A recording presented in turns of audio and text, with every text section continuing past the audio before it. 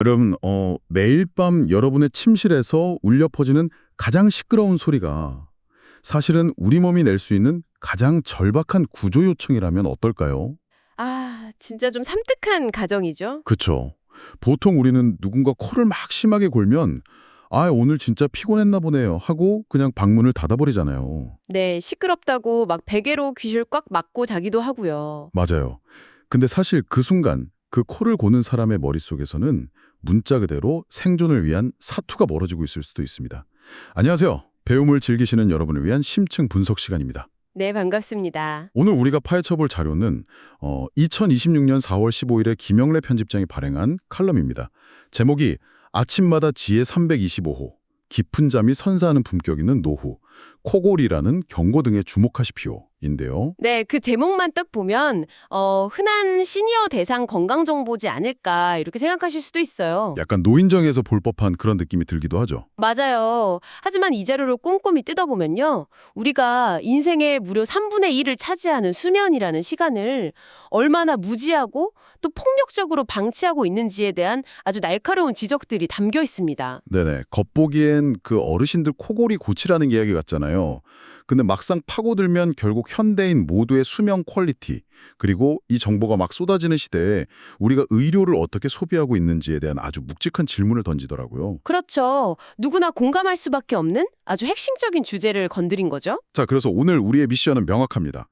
매일 밤 무심코 넘지는 이 코골이가 도대체 몸속에서 어떤 파괴적인 연쇄작용을 일으키는지 그 메커니즘을 낱낱이 해부해 볼 거고요. 네, 그리고 최신 유행하는 수면 의료기기들을 마치 가전제품 사듯이 쇼핑 바구니에 막 담는 그런 행위가 왜 치명적인 독이 될 수 있는지도 같이 파헤쳐 봐야죠. 좋습니다. 칼럼의 타겟 자체는 시니어지만 수면의 질이라는 건 우리 청취자 여러분 모두의 지적 호기심을 채워줄 완벽한 주제니까요. 준비되셨죠? 자, 이제 본격적으로 파헤쳐 볼까요? 네, 좋습니다. 가장 먼저 우리가 깨부셔야 할 착각이 하나 있어요. 어떤 착각이죠? 바로 코골이가 단순히 피곤해서 생기는 자연스러운 잠버릇이라는 생각입니다. 칼럼은 코골이를 단순한 소음이 아니라 침묵의 경고등이라고 딱 정의를 내리거든요. 침묵의 경고등이요? 뭔가 되게 무거운 단어네요. 그렇죠.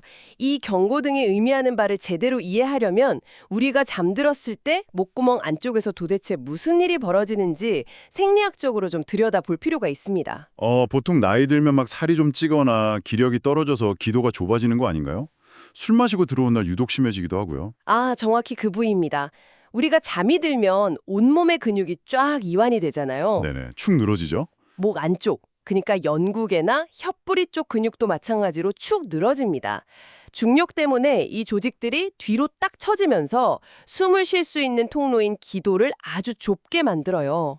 누워있으니까 살이 밑으로 처지는 거군요. 맞아요.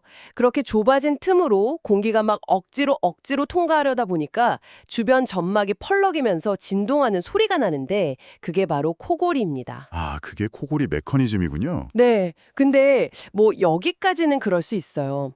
진짜 문제는 이 조직들이 완전히 들러붙어서 기도를 아예 꽉 틀어 막아버릴 때 발생합니다. 그게 바로 우리가 흔히 듣는 수면 무호흡증이군요. 그 코를 드르렁드르렁 골다가 갑자기 컥 하고 숨을 멈추는 그 순간이요. 네네, 맞습니다. 진짜 옆에서 듣고 있으면 숨이 퍽 막히잖아요. 막 흔들어 깨워야 하나 싶고요. 숨이 막히는 게 정상이죠. 호흡이 10초, 길게는 막 1분 이상 완전히 멈추게 되니까요. 자, 숨을 안 쉬면 우리 혈액 속의 산소 농도가 어떻게 될까요? 급격하게 떨어지겠죠. 당연하죠. 산소가 안 들어오니까요. 평상시에 혈중 산소 포화도가 95% 이상이어야 정상이거든요. 근데 수면 무호흡이 오면 이게 80%대, 심하면 70%대까지 곤두박질 칩니다. 와, 70%요? 네, 이건 비유하자면 에베레스트산 꼭대기에 갑자기 맨몸으로 딱 버려진 것과 같은 엄청난 산소 결핍 상태인 거예요. 세상에, 자면서 에베레스트에 올라가 있는 거나 마찬가지라고요? 뇌 입장에서는 이거 완전히 초비상사태겠네요. 완전히 생명의 위협을 느끼는 거죠. 뇌는 산소 공급이 갑자기 끊기니까 패닉에 빠집니다. 이러다 죽겠다, 당장 깨어나서 숨을 쉬어라 하면서 교감신경을 미친 듯이 자극해요. 몸을 막 깨우는 거군요. 그렇죠. 아드레날린 같은 스트레스 호르몬이 폭발적으로 분비되고 몸이 강제로 얕은 잠으로 확 튕겨 올라오면서 푸 하고 거칠게 숨을 몰아쉬게 되는 겁니다. 와, 그러니까 뇌가 자고 있는 몸에 멱살을 잡고 막 흔들어 깨우는 거네요. 정확한 표현입니다. 제가 여기서 심장과 뇌에 과부하가 걸린다는 게 어떤 느낌인지 확 와닿게 비유를 하나 해볼게요. 오, 좋죠. 어떤 비유인가요? 우리가 매일 밤 스마트폰을 충전기에 딱 꽂아두고 자잖아요. 그런데 밤새 그 충전 케이블이 끊겼다 연결됐다를 수십, 수백 번 반복한다고 한번 상상해 보세요. 아, 꽂혔다, 빠졌다, 계속이요. 네. 아침에 일어났을 때 스마트폰 배터리는 한 10%밖에 안 차 있고 기기 자체는 미친 듯이 과열되어 있겠죠. 우리 몸의 심장과 뇌가 매일 밤 산소를 얻기 위해서 이런 극한의 노동을 하고 있다는 거잖아요. 야, 여기서 우리가 정말 주목해야 할 매력적인 부분이 바로 그겁니다. 그 스마트폰 비유에 제가 하나 더 보태자면요. 네네. 단순히 배터리만 안 차는 게 아니에요. 과전압이 계속 걸리면서 기기의 메인보드 자체가 서서히 타들어가는 것과 같습니다. 아, 메인보드가 아예 망가진다. 네. 아드레날린이 밤새 치솟으면 혈압이 급격히 널뛰기를 하거든요. 고요하게 쉬어야 할 혈관 내벽이 밤새 엄청난 압력을 받으면서 미세하게 찢어지고 손상되는 겁니다. 와, 혈관 내벽이 찢어진다고요? 네. 그래서 칼럼이 수면무호흡증을 고혈압, 뇌졸중, 당뇨병으로 이어지는 직행열차라고 부르는 이유가 바로 이 생리학적 폭력성 때문이에요.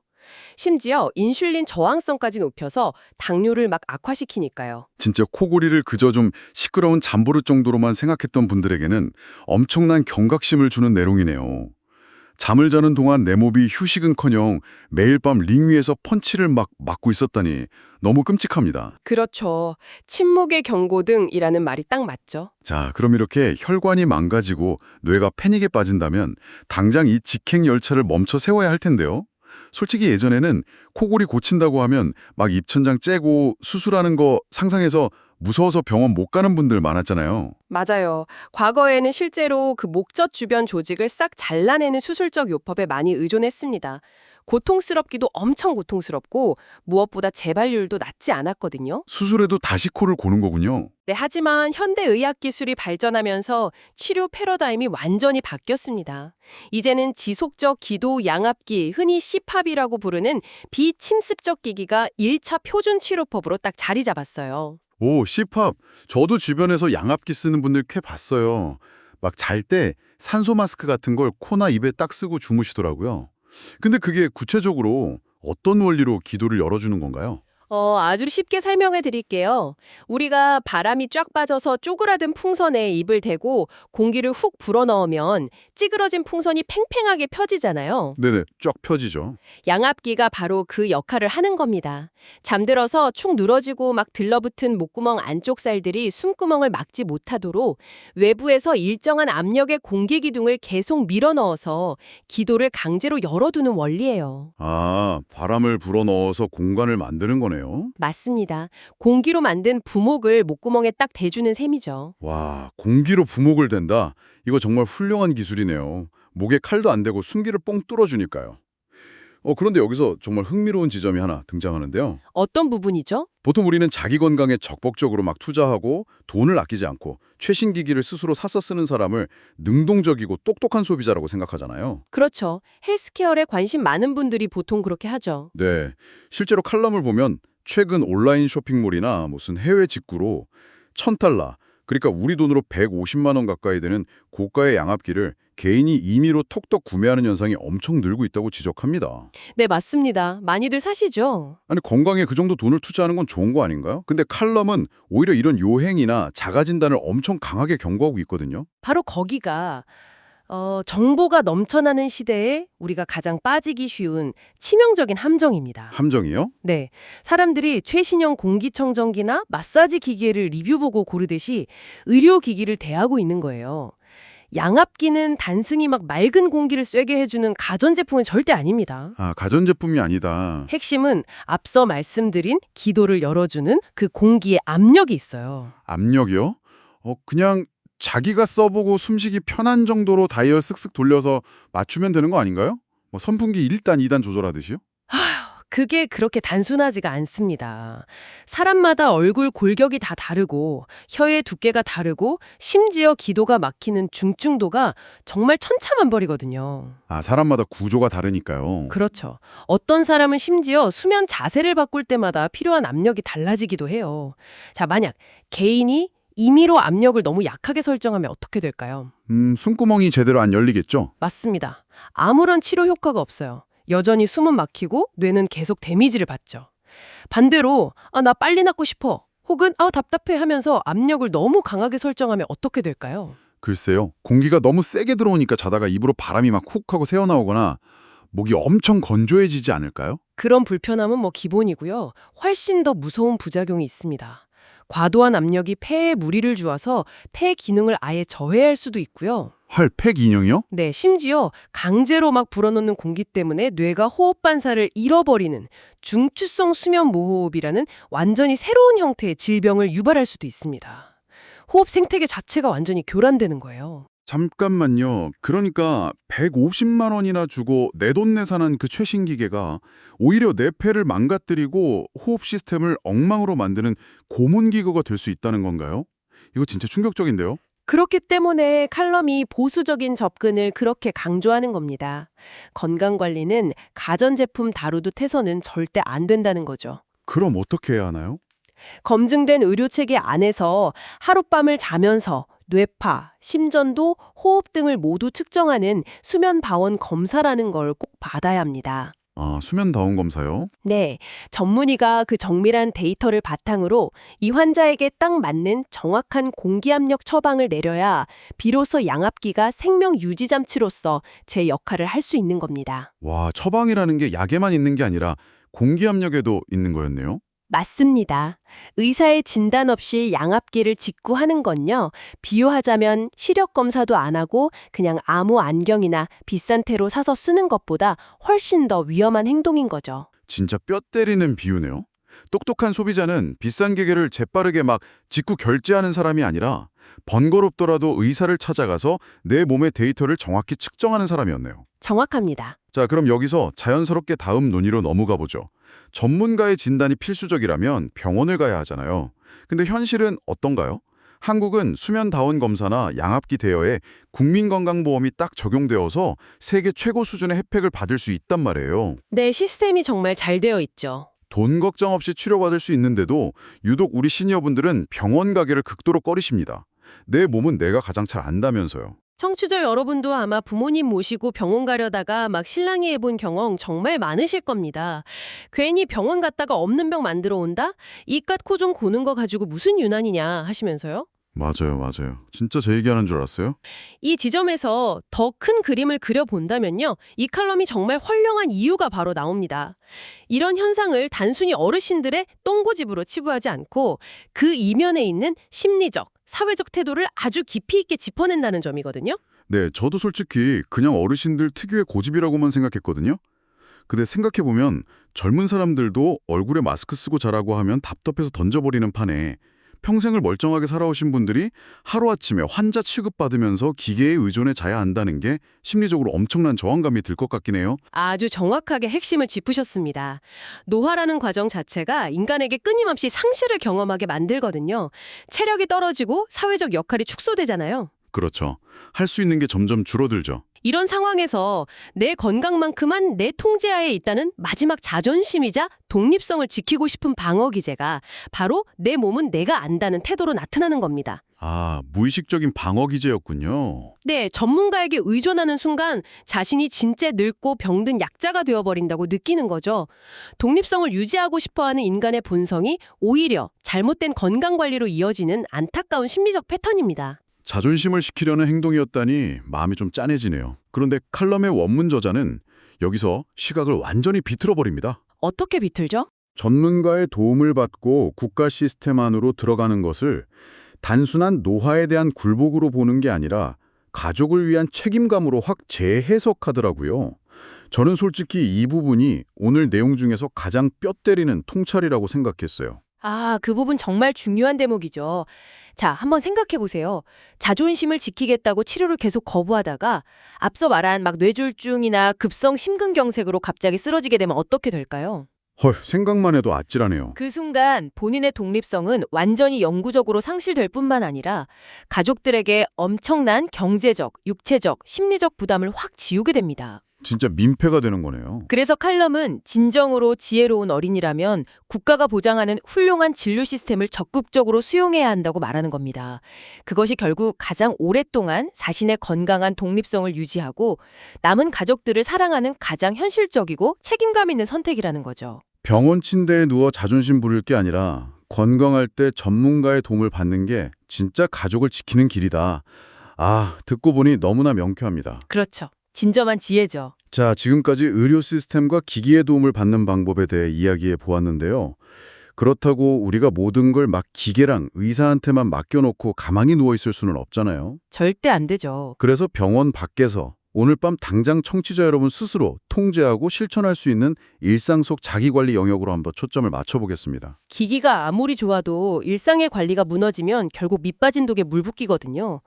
나이가 들면서 기도 주변 근육이 약해지는 건 어쩔 수 없는 섭리지만 칼럼은 이 탄력 저하를 가속화시키는 요인들은 우리가 충분히 통제할 수 있다고 딱 강조합니다. 어떤 것들이 있죠? 수면 자세 유지입니다. 아, 살이 찌면 목 주변에도 당연히 지방이 막 쌓이니까 숨구멍을 더 꽉 짓누르겠죠. 맞습니다. 그리고 술 마시면 온몸이 축 늘어지니까 아까 말씀하신 그 기도 근육도 더 심하게 무너져 내릴 거고요.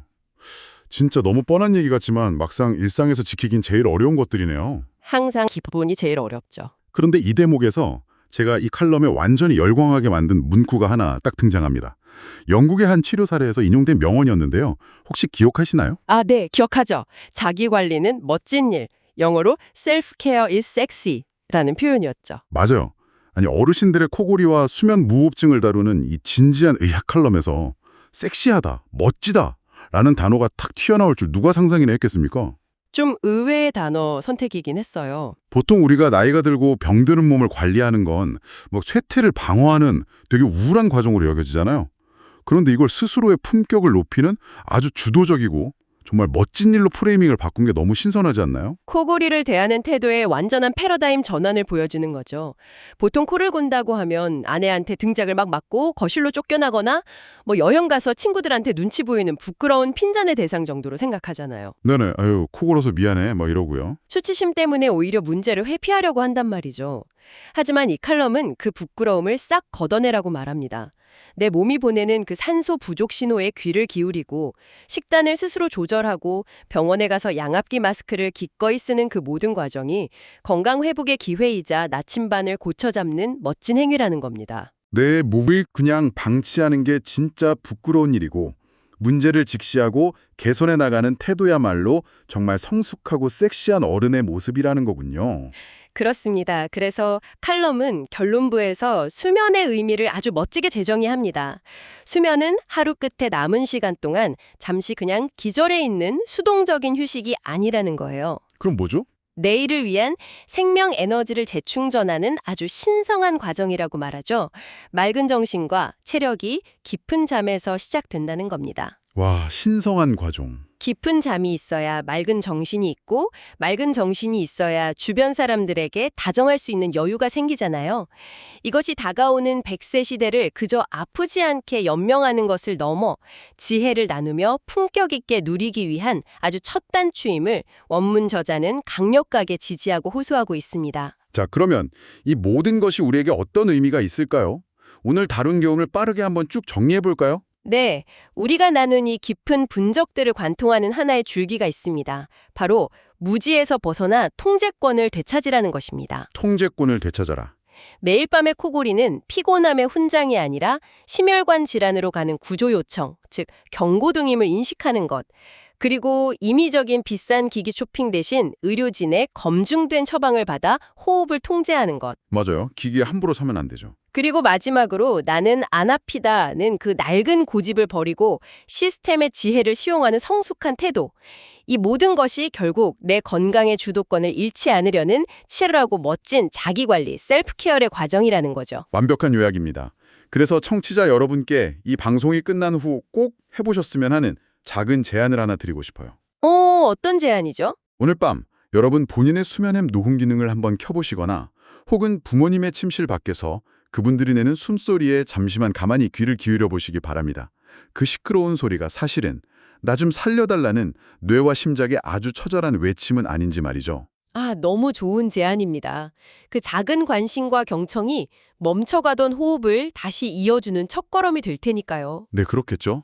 그리고 이 심층 분석을 마치기 전에 원문의 내용을 바탕으로 청취자 여러분 스스로 깊이 생각해 보실 만한 새로운 화두를 하나 던지고 싶습니다. 어떤 질문입니까? 우리는 깨어있는 동안에는 우리 자신을 강박적일 만큼 꼼꼼하게 추적하고 관리합니다. 스마트워치를 딱 차고 오늘 걸음수는 몇 보인지, 칼로리는 얼마나 섭취했는지, 스마트폰 스크린 타임은 얼마나 되는지 매일 확인하죠. 맞아요. 맨날 들여다보죠. 하지만 인생의 무려 3분의 1을 차지하는 수면 시간에 대해서는 어떤가요? 정작 우리 몸이 가장 큰 소리로 외치는 그 구조 요청, 즉 코골이를 너무나 쉽게 무시하고 덮어버리고 있는 건 아닐까요? 아, 전곡을 찌르네요. 만약 수면이 원문을 표현대로 생명 에너지를 채우는 신성한 과정이라면 오늘 밤 여러분의 침실은 그 신성한 의식을 치르는 성소입니까? 아니면 그저 하루 끝에 지쳐 쓰러지는 공간에 불과합니까? 다음번 깊은 잠에 빠져들기 전 이 질문을 꼭 한번 스스로에게 던져보시길 바랍니다. 와, 방송 초반에 우리가 스마트폰 배터리 비유를 했었잖아요. 150만 원짜리 스마트폰 배터리가 10% 남은 건 막 세상 큰일 난 것처럼 챙기면서 정작 내 뇌와 심장의 배터리가 매일 밤 타들어가고 있는 침실 환경은 방치하고 있었다는 사실이 너무 뼈아프게 다가옵니다. 그렇죠. 우리가 진짜 중요한 걸 놓치고 있는 걸지도 몰라요. 얹어 올리는 유익한 시간이었기를 바랍니다. 청취자 여러분의 지속적인 호기심과 그 자체로 멋진 자기관리의 여정을 저희는 언제나 활기차게 응원하겠습니다. 네, 여러분의 품격 있는 노후를 응원합니다. 오늘 밤은 부디 숨이 턱 막히는 일 없이 심장과 뇌가 100% 완충되는 깊고 평온한 밤이 되시기를 바랍니다. 여러분, 꿀잠 주무세요.